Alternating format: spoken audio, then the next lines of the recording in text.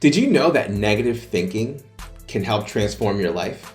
I know this sounds crazy because, especially for someone like me who talks about positive thinking and action, what does negative thinking have to do with this and how can it actually transform my life? I'm Thomas Edwards, creator and author of The One Up Effect, helping high-performing professionals with families have fun becoming their most complete self through purpose, play, passion, and performance.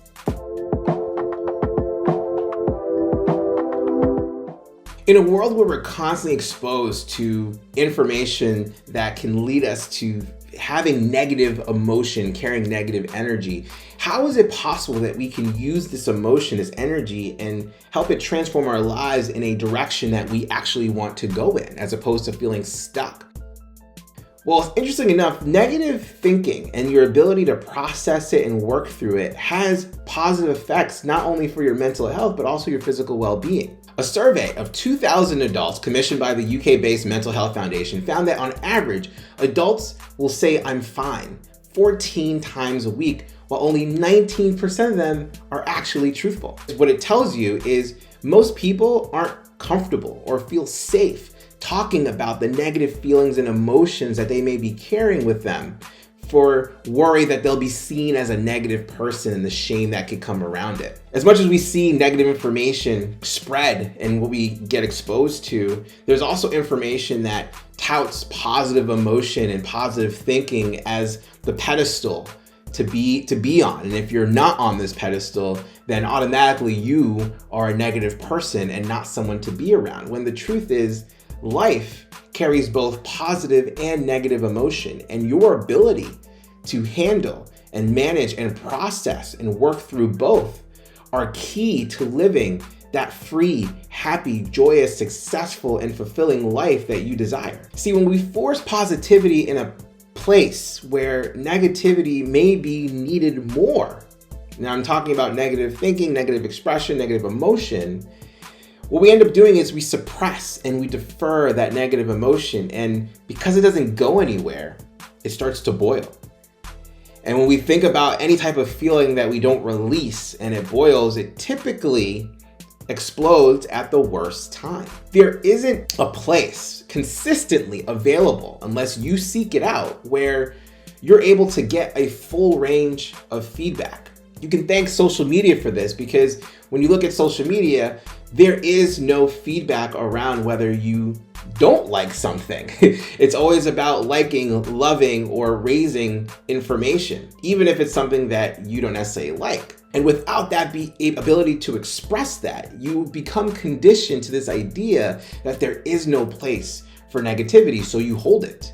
You keep it for yourself, you don't share it. But we all know what can happen if we hold on to that negative thinking. It can lead to a state of depression. It could lead us to negative behavior, things that are not proactive towards living the life that we want. A social scientist based at the University of Belgrade in Sciences, she says, negativity means the opposite of positivity, but somehow it isn't quite that.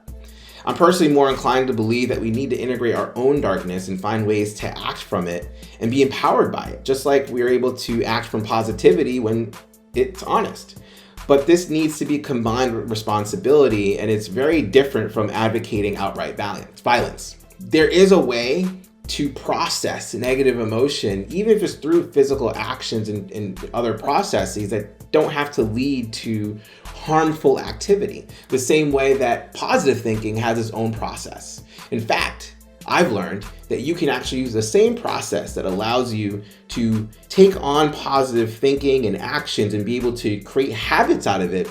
The same way can be applied to negative thinking. It's just that with this, you're taking an experience that you're working through and you're finding a lesson. You're finding some type of proactive element that you can then bring in and help create a more proactive habit that can lead you to that better life. The thing is, if you are negative or if you carry a negative emotion or feeling, it doesn't mean that you're not positive. In fact, you're actually allowed to process a negative emotion. It's just important that we do it in a responsible way. And the truth is, it's what it's there for. Negative emotion is there for you to process and work through what you're dealing with, which is a conflict. And when you're able to process conflict, that is what leads to transformational growth.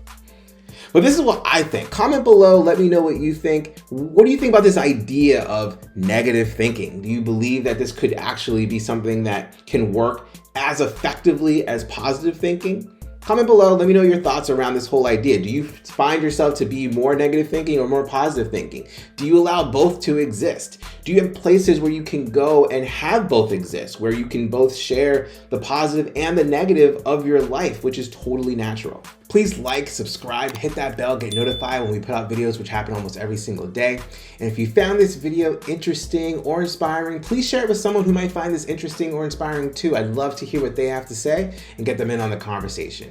And if you want to learn the exact process and science behind leveling up all areas of your life, including health, wealth, self, and romance without sacrificing professional ambition and personal happiness, you can go to thomasedwardsjr.com.